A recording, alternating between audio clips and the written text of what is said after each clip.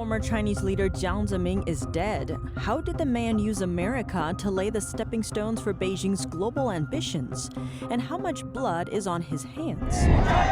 Jinping Step Down. Demonstrators in the US and Canada showing support for protesters in China. That's as those demonstrations escalate, with riot police now deployed to quell the gatherings. To calm the crowds, authorities say they'll ease COVID-19 restrictions slightly. South Dakota taking action against TikTok. Its state employees banned from using government devices to access the short video platform. And a response from the Pentagon over Beijing's nuclear ambition.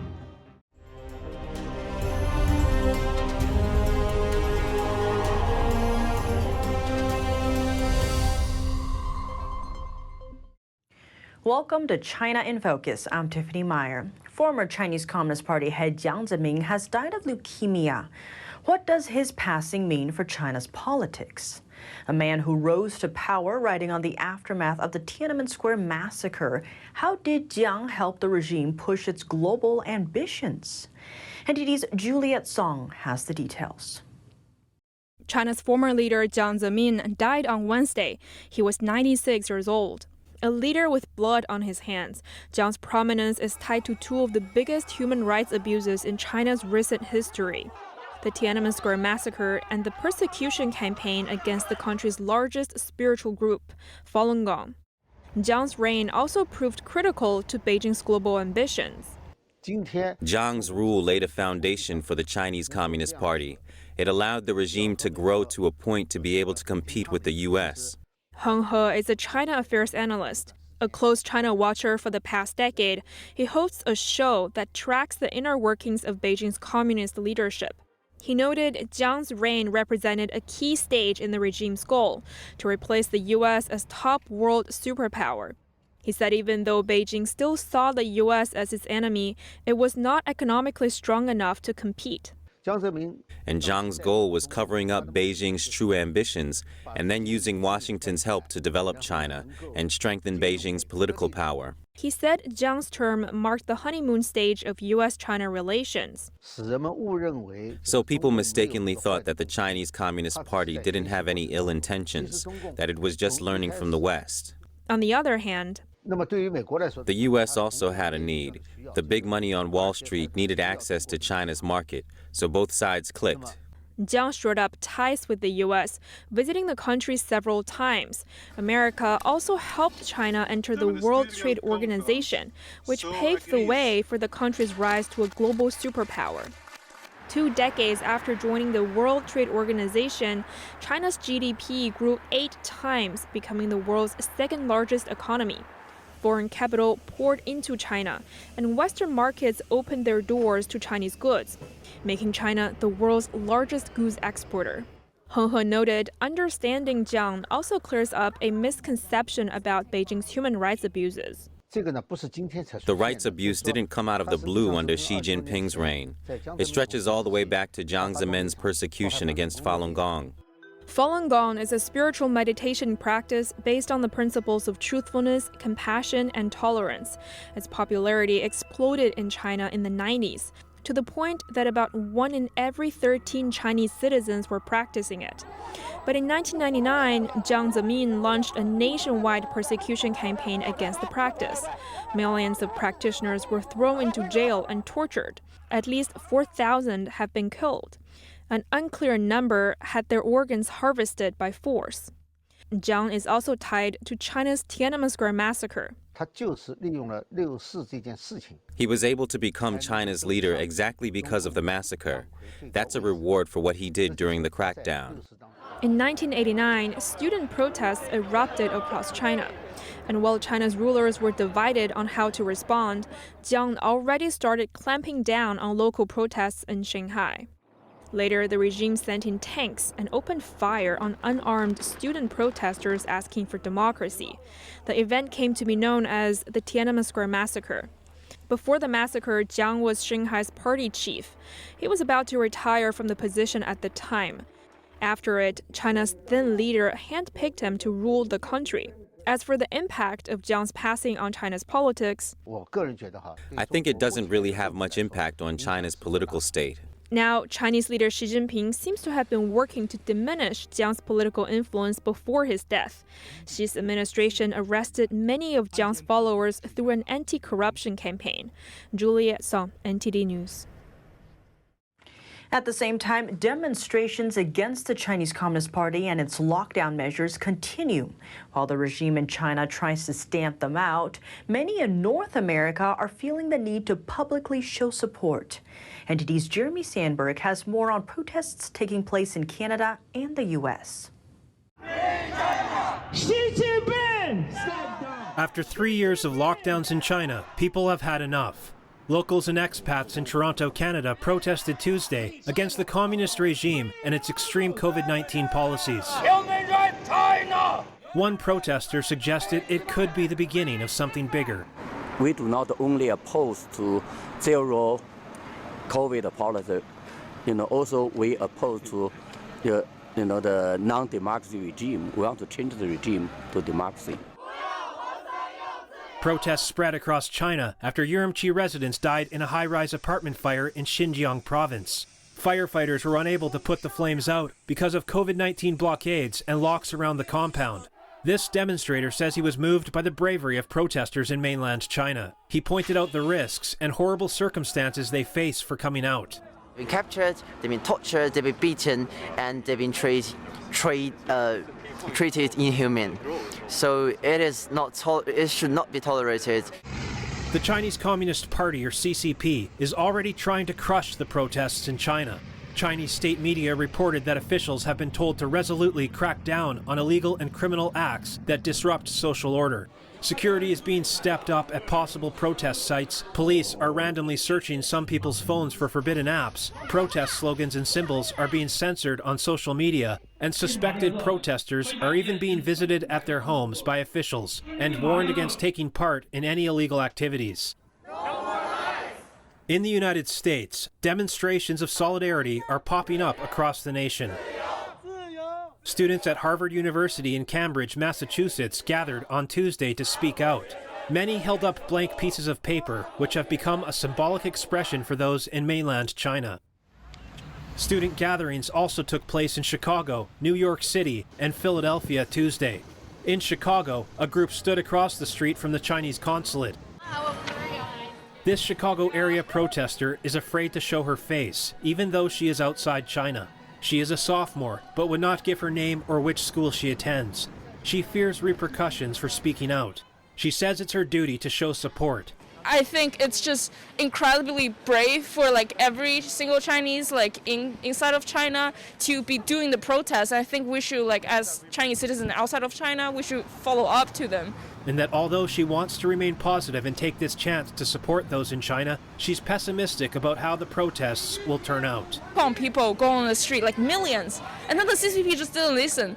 But at least I think we should do whatever we can do, before the protests get cracked down, before our mouths get shut. We at least have to do something to show them that Chinese people have the courage to protest. A candlelight vigil was held outside the Chinese consulate in New York Tuesday night. I feel I have to come to here because the Chinese people need freedom. I'm here to say that enough is enough, to speak up for my people, as well as the Chinese citizens that can't speak up back home. Many in the crowd chanted slogans such as "We don't want dictatorships, we want elections," and "Step down, Xi Jinping." Others held signs condemning the CCP and its zero COVID policies. In Philadelphia, a similar scene played out. All my friends in China, in Shanghai, in Beijing, in all those Chinese cities, in the universities, they are facing more dangerous to speak out, to speak what they want, to show what they are. I think I feel more admired for them. The mood was somber as people paid their respects to those that died during the lockdowns and in the protests. There were moments of silence and singing. At other times during the night, they chanted slogans and shared laughter.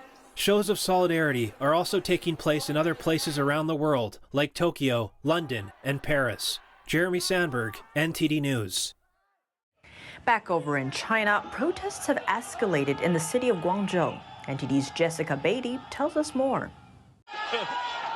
Chinese authorities recently deployed riot police to quell protests in Guangzhou.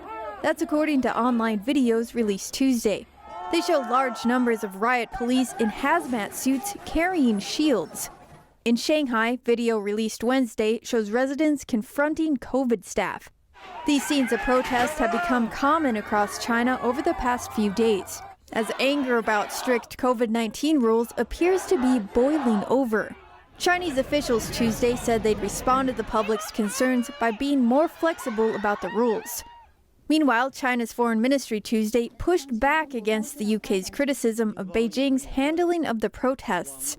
On Monday, British Prime Minister Rishi Sunak said instead of listening to the people's protests, the Chinese regime chose to crack down further, including by assaulting a BBC journalist. China's foreign ministry spokesman accused Britain of distorting the facts. But leaders of the free world seem to agree with Sunak. The head of the International Monetary Fund, Kristalina Georgieva, says China should drop its zero-COVID policy because of its impact on people and the economy. It is tough on people.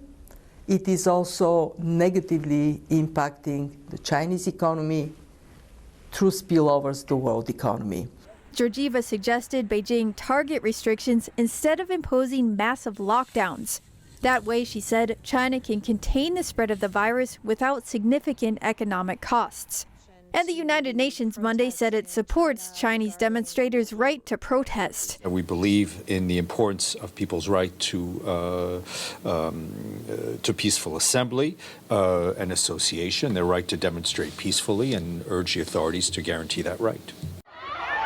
Since the protests started, security forces have detained an unknown number of people and stepped up surveillance.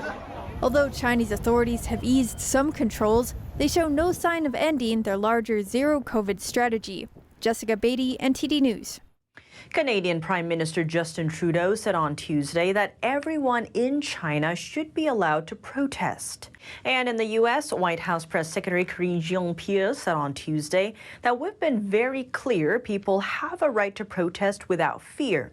And on Monday, John F. Kirby, a spokesman for the National Security Council, said the president is not going to speak for protesters around the world as they are speaking for themselves. The U.S. Department of Defense has released its annual report on the power of China's military. The report says the Chinese Communist Party could have more than 1,500 nuclear warheads by 2035. NTD's Jason Perry has the story.